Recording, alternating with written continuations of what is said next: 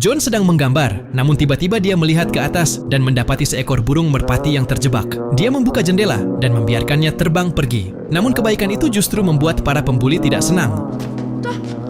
It's mine, so get it back. Yeah, get his bird back. Mereka merobek gambar John, mematahkan penanya, lalu melemparkannya keluar jendela. John sangat ketakutan. Kemudian seorang guru dari panti asuhan membawanya pergi. Setelah masuk ke sebuah ruangan, John melihat seorang wanita asing yang cantik. Wanita itu tersenyum kepadanya. Ternyata, ia mengadopsi John. Dia membawanya pulang. Untuk pertama kalinya, John memiliki kamar sendiri. Dia juga diberi pakaian baru, dan John sangat menyukainya. Wanita itu mengajarinya mengerjakan pekerjaan rumah, dan mengajaknya mengumpulkan telur.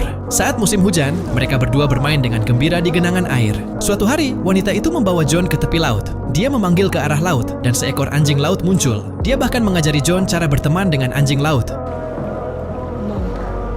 Lambat laun, John mulai menganggapnya sebagai ibunya. Namun kebahagiaan itu tidak bertahan lama. Ibunya sakit parah dan harus pergi untuk berobat. John tidak ingin berpisah dengannya. Sebelum pergi, ibunya memberi John sapu tangan berwarna cerah untuk menenangkannya. John pun memeluk ibunya erat-erat. Kemudian, John bertemu seorang pedagang tua dan menemukan taplak meja berwarna-warni. Itu adalah warna kesukaan ibunya. Jadi John menukarnya dengan jepit rambut peninggalan nenek sebagai hadiah. Namun saat John tiba di rumah sakit, ibunya sudah sangat lemah. Meski begitu, ibunya tetap tersenyum kepadanya. John merasa sangat sedih dan mulai merasa sesuatu yang buruk akan terjadi.